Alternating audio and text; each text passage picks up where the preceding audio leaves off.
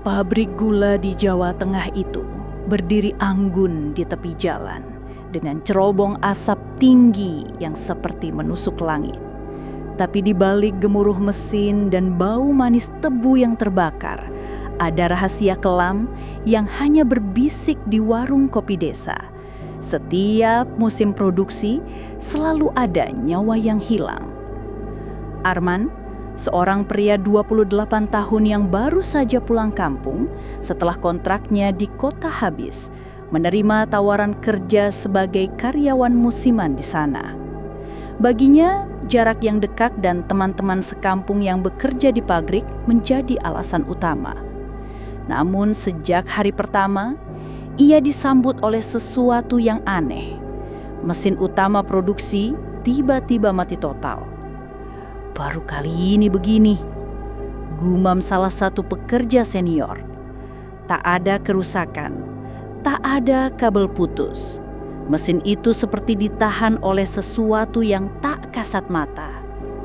Atasan Arman yang masih kerabat jauhnya menyuruhnya mengantar pesan ke seorang pria tua yang dikenal sebagai juru kunci pabrik, Pak Surya. Rumah Pak Surya berada di ujung desa, teduh di bawah pohon beringin besar. Saat mendengar kabar mesin mati, tatapan Pak Surya menjadi kosong, seperti menerawang sesuatu yang jauh. Ada ritual yang terlewat dan penunggunya marah. Tanpa banyak tanya, Arman mengikuti Pak Surya kembali ke pabrik. Di sana, Pak Surya berdiri diam di dekat cerobong asap yang menjulang, menatap ke atas, seakan melihat sesuatu yang tidak dilihat oleh orang lain. Dia menutup cerobong dengan tangannya. Katanya lirih, dia tidak akan melepaskannya kecuali diberi 6 tumbal. Arman tertegun. Tumbal? Maksudnya hewan, Pak? Pak Surya menatapnya tajam. Bukan, 6 orang dari pabrik ini. Angin sore berhembus dingin, membuat bulu kuduk Arman meremang. Ia tak tahu bahwa hari itu adalah awal dari sebuah rangkaian kematian yang akan menghantui pabrik dan dirinya akan menjadi saksi dari setiap tragedi yang terjadi. Hari itu, pabrik kembali beroperasi. Asap mengepul dari cerobong. Mesin bergemuruh seperti biasa. Namun, di antara para pekerja, ada pembicaraan yang membuat Arman merasa tidak nyaman. Di kantin, ia duduk satu meja dengan 3 orang. Pak Darto yang sudah berumur, Jaya yang berlogat Jawa kental, dan Wandi yang pendiam. Mereka membicarakan kejadian mesin mati kemarin, mencoba menebak-nebak penyebabnya. Kalau kata orang, itu tanda minta tumbal, bisik Pak Darto sambil tersenyum getir. Jaya menyahut, kalau begitu, kira-kira besok siapa yang mati duluan ya? Ucapan itu memancing tawa kecil, tapi Arman hanya menatap mereka dengan resah. Ia teringat perkataan Pak Surya, 6 orang. Apakah ini hanya kebetulan atau firasat buruk benar-benar sedang bermain? Malam itu, angin berhembus kencang di area pabrik. Bangunan-bangunan tua berderit, dan lampu-lampu di lorong gudang berkedip seperti akan padam. Arman mencoba mengusir rasa takut dengan memfokuskan diri pada pekerjaan, tapi jantungnya tak berhenti berdebar. Keesokan paginya, suasana berubah mencekam. Saat sedang berada di lantai atas gudang, Arman melihat Pak Darto berdiri di dekat pagar besi, memandangi lantai bawah tanpa ekspresi. "Pak, turun lewat tangga saja, nanti jatuh," tegur Arman. Pak Darto tidak menjawab. Ia hanya menoleh sebentar, matanya kosong seperti tak mengenali siapapun.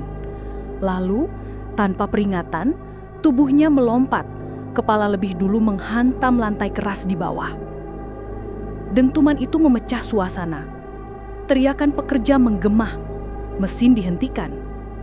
Arman terpaku, gemetar. Ia tahu persis, itu bukan loncatan biasa. Gerakan Pak Darto terlalu lurus, terlalu pasti, seperti sedang diarahkan oleh sesuatu yang tak terlihat. Beberapa orang mencoba memberikan pertolongan, tapi nyawa Pak Darto tak tertolong. Pihak pabrik menyebutnya kecelakaan kerja dan melarang berita ini keluar. Di malam harinya, Arman kembali menemui Pak Surya. Pria tua itu hanya menghela nafas panjang. "Itu baru satu," katanya pelan. "5 lagi akan menyusul." Dan untuk pertama kalinya sejak masuk kerja, Arman mulai menghitung. Siapa yang akan jatuh berikutnya? Pagi itu, langit mendung, memberi bayangan kelabu di halaman pabrik gula. Arman mencoba bekerja seperti biasa, meski pikiran tentang kematian Pak Darto masih menghantuinya. Namun, ia sadar bahwa waktu tak memberi kesempatan lama untuk beristirahat. Tanda-tanda berikutnya mulai muncul. Korban kedua datang dari lingkaran yang sama, Jaya, pria yang tempo hari bercanda soal kematian. Hari itu, mereka mendapat tugas membuang ampas tebu ke lubang pembuangan yang cukup besar. Jaya mengajak Arman untuk membantunya membuat lubang baru agar ampas bisa ditimbun rapi.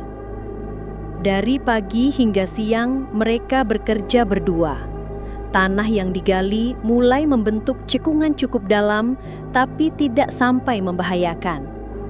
Saat jam makan siang, mereka beristirahat, lalu kembali melanjutkan pekerjaan. Arman memperhatikan Jaya tampak lebih banyak meludah, sesekali menoleh ke arah yang sama, seolah ada seseorang berdiri di sana. Tiba-tiba, tanpa alasan jelas, tubuh Jaya terjungkal ke belakang. Gerakannya bukan seperti orang terpeleset, lebih seperti ada yang menariknya dari belakang. Ia jatuh ke dalam lubang dengan posisi kepala menghantam tanah terlebih dahulu. Suara benturannya begitu keras hingga membuat Arman terpaku.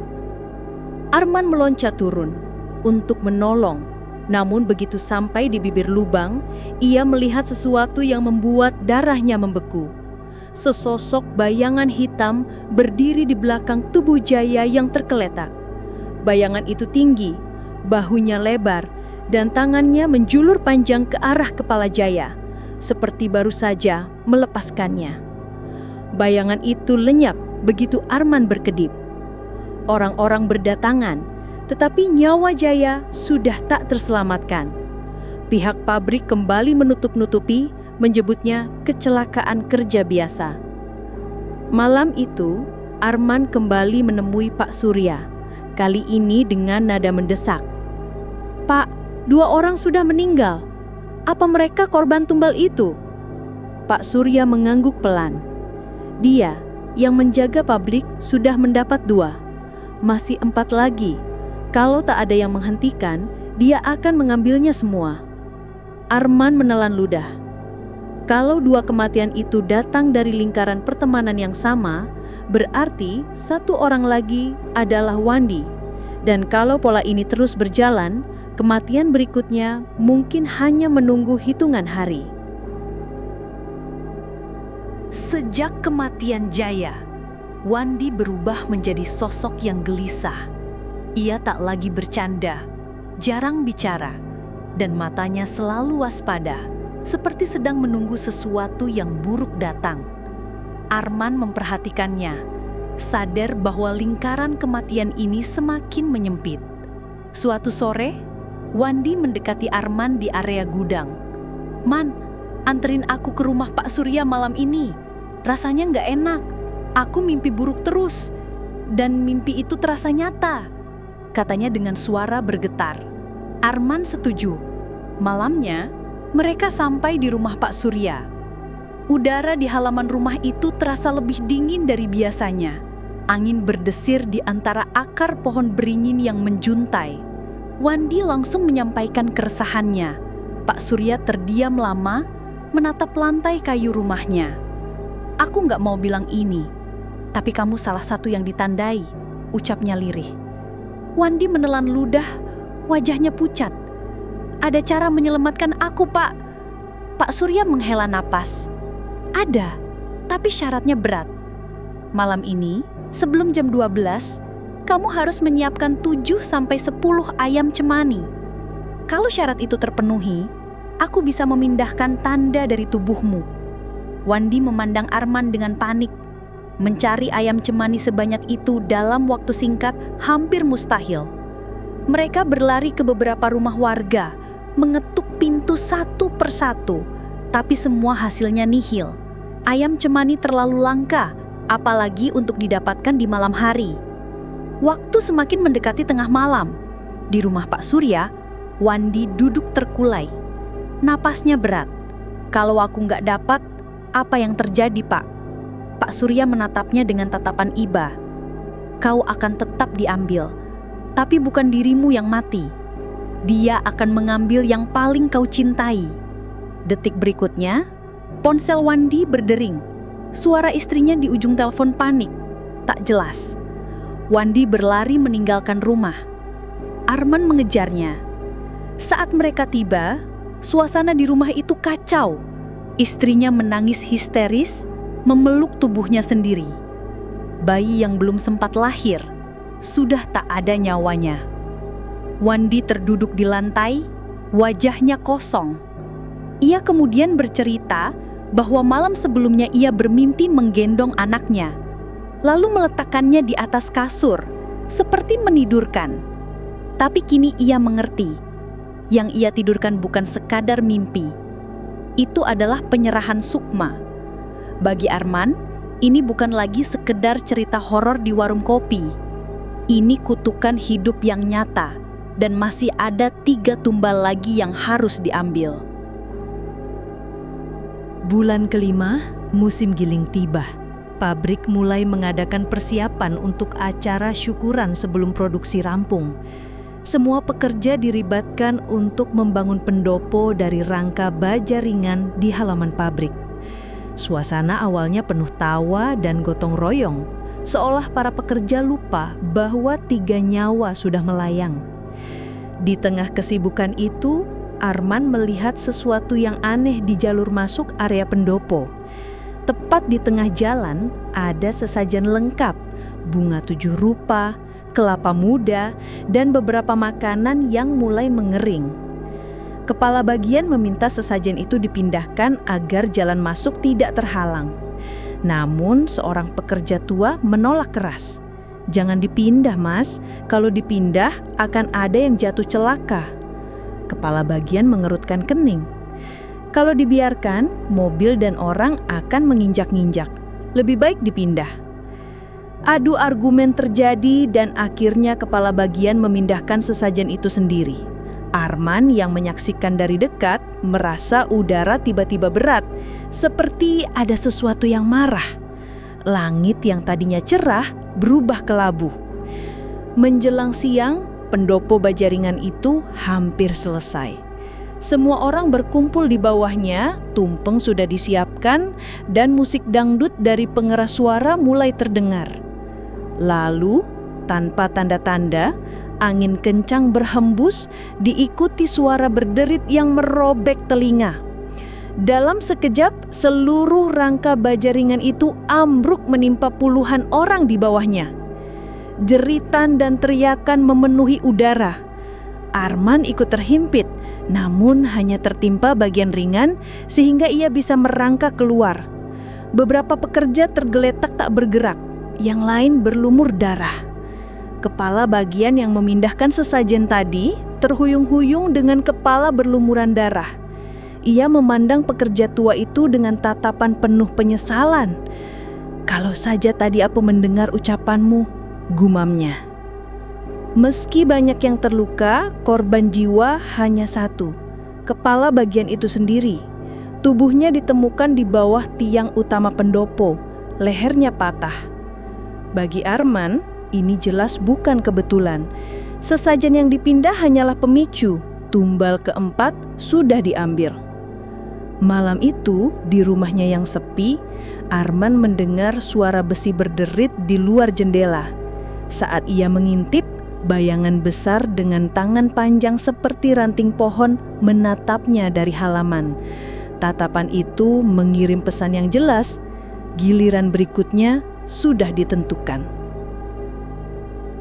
Setelah kejadian pendopo ambruk, suasana di pabrik berubah drastis. Pekerja mulai enggan lembur, dan mereka yang masuk malam sering melapor melihat bayangan raksasa memanjat cerobong asap.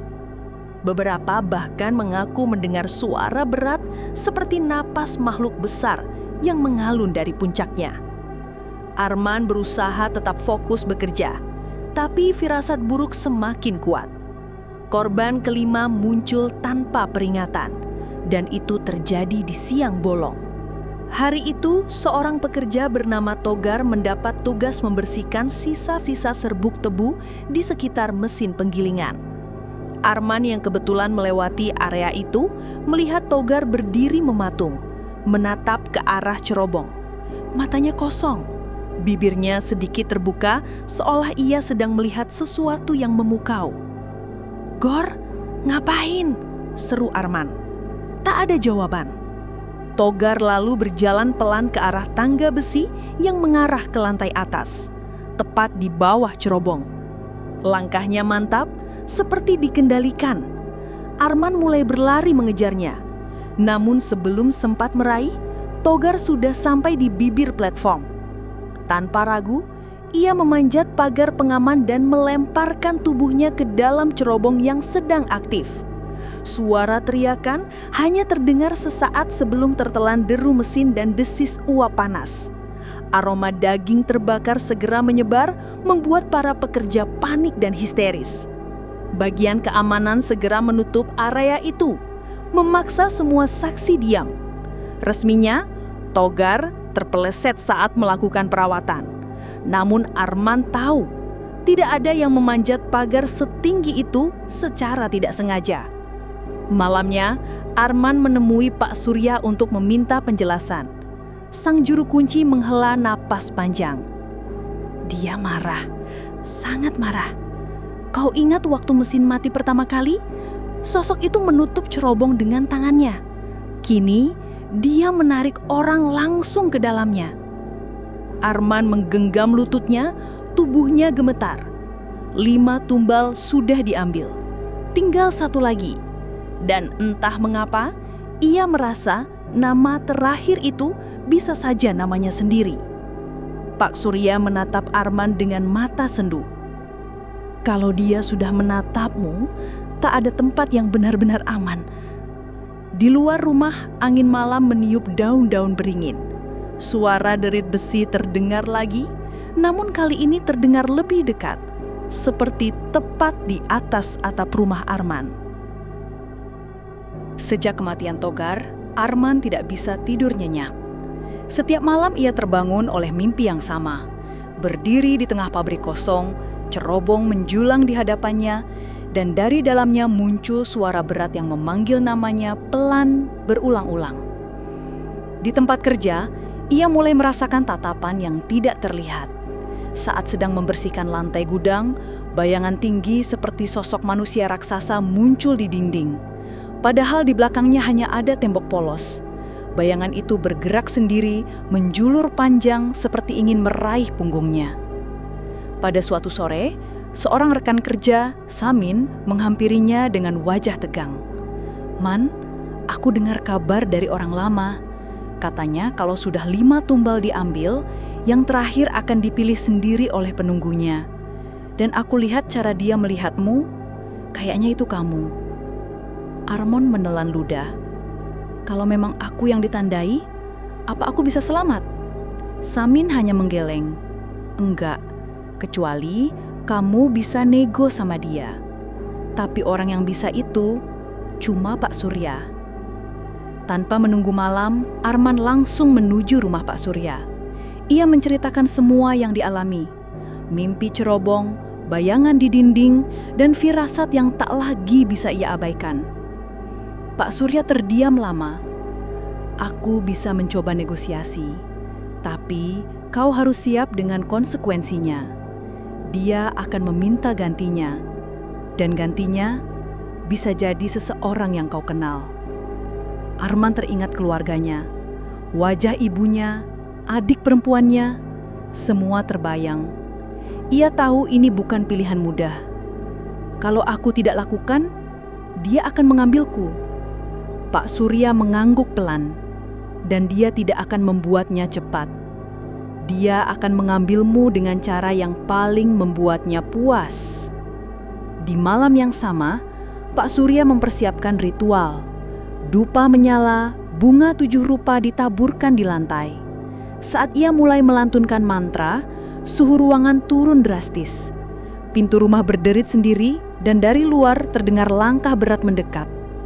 Langkah itu berhenti tepat di depan pintu, lalu suara napas berat terdengar, seperti sedang menghirup aroma ketakutan di dalam rumah. Pak Surya memejamkan mata, suaranya bergetar. Dia sudah di sini, dan dia menunggu jawabanmu, Man.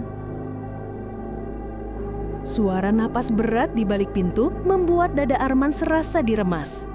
Pak Surya dengan mata terpejam mulai berbicara ke arah kosong. Kau datang untuk mengambil yang terakhir, tapi izinkan aku menawarkan ganti. Hening yang menekan. Lalu, sebuah suara rendah dan berat terdengar bukan dari mulut manusia, tetapi seolah keluar dari dinding dan lantai sekaligus. Ganti, dia sudah menjadi milikku. Arman merasakan udara di sekitarnya berputar, rambutnya meremang. Meski tidak melihat wujudnya, ia tahu sosok itu berdiri tepat di luar, tinggi, bahunya menyentuh kusen pintu, dan dari tubuhnya memancar hawa panas bercampur bau logam terbakar. Kalau aku memberi yang lain, kau lepaskan dia, ucap Pak Surya mantap. Suara itu tertawa pelan, berat, seperti batu digesek. Yang lain harus punya hubungan dengan dia, biar manis rasanya. Arman tertegun. Maksudnya orang yang aku kenal? Tak ada jawaban, hanya suara napas yang semakin dekat. Pak Surya memandangnya dengan sorot tajam. Kau harus memilih, Man, dirimu atau seseorang yang kau sayang. Bayangan wajah ibunya dan adik perempuannya langsung muncul di pikiran. Dadanya sesak, pikirannya berkecamuk. Ia tahu, jika memilih dirinya, nasibnya akan berakhir mengenaskan. Tapi jika memilih orang lain, ia akan hidup dengan beban seumur hidup. Arman menutup mata, air mata mulai jatuh. Tidak, aku tidak akan mengorbankan mereka. Suara di luar pintu mendengus panjang, seperti kecewa, lalu berkata pelan, kalau begitu, kau akan kubawa dengan cara yang lambat, sampai kau memohon agar mati. Tiba-tiba, pintu bergetar keras, jendela berderak, dan dari celah kayu pintu terlihat bayangan hitam merembes masuk seperti asap pekat. Arman merasakan udara panas membungkusnya, membuat kulitnya perih. Pak Surya cepat-cepat menaburkan garam dan bunga ke arah pintu, melantunkan mantra yang semakin keras. Bayangan itu berputar, lalu terdengar suara menggeram yang memekakkan telinga sebelum akhirnya menghilang. Rumah kembali sunyi, tapi hawa mencekam tetap tertinggal. Pak Surya menatap Arman. Aku sudah menahannya, tapi hanya sebentar. Dia akan datang lagi. Dan saat itu, kita harus siap, atau semuanya berakhir. Arman mengangguk, tapi di dalam hatinya, ia tahu waktu yang dimiliki semakin menipis. Hari itu, langit di atas pabrik gula tampak aneh. Biru pucat, namun tepiannya diselimuti awan gelap yang bergerak cepat. Arman masuk kerja dengan langkah berat. Matanya terus mengamati setiap sudut. Ia tahu sosok itu masih mengikutinya. Pagi berjalan normal, sampai suara sirene darurat terdengar dari area penggilingan. Arman berlari bersama pekerja lain. Di sana, ia melihat sesuatu yang membuat jantungnya hampir berhenti. Di atas cerobong, sosok hitam raksasa berdiri, bahunya menyentuh langit kelabu. Kedua tangannya yang panjang terulur ke bawah, menggapai seperti hendak menciduk seseorang dari kerumunan. Orang-orang berteriak, sebagian berlari keluar pabrik, sebagian terjatuh karena lantai bergetar. Bau logam panas bercampur bau darah menyebar di udara, padahal belum ada yang terluka. Arman membeku ketika menyadari bayangan besar tangan itu jatuh tepat ke arahnya. Ia merasakan tubuhnya ringan, seolah tertarik ke atas. Udara di sekitarnya menipis, telinganya berdenging. Dari sudut mata, ia melihat para pekerja berusaha menahan tubuhnya, tapi sentuhan mereka tak terasa. Ia seperti ditarik ke dunia lain. Pak Surya muncul dari arah pintu belakang, berlari sambil membawa kendi tanah liat. Tanpa ragu, ia memecahkan kendi itu di lantai, menyebarkan air bercampur bunga dan garam. Asap putih mengepul, membentuk dinding tipis di antara Arman dan sosok raksasa itu. Sosok itu menggeram, suaranya bergema di seluruh pabrik. Bayangan tangannya bergetar, lalu memudar perlahan. Namun, bukan karena takut, lebih seperti mundur untuk mengatur serangan berikutnya. Arman terjatuh ke lantai, nafasnya tersengal. Para pekerja menatapnya dengan campuran rasa takut dan penasaran. Beberapa berbisik, "Dia yang terakhir, dia yang ditunggu." Pak Surya munduk di sampingnya. "Man, ini hanya menunda. Malam ini kita harus selesaikan semua. Kalau tidak, dia akan datang lagi. Dan kali ini di depan semua orang, dia akan membawamu tanpa sisa." Arman mengangguk lemah. Ia tahu malam nanti adalah penentu hidup atau matinya.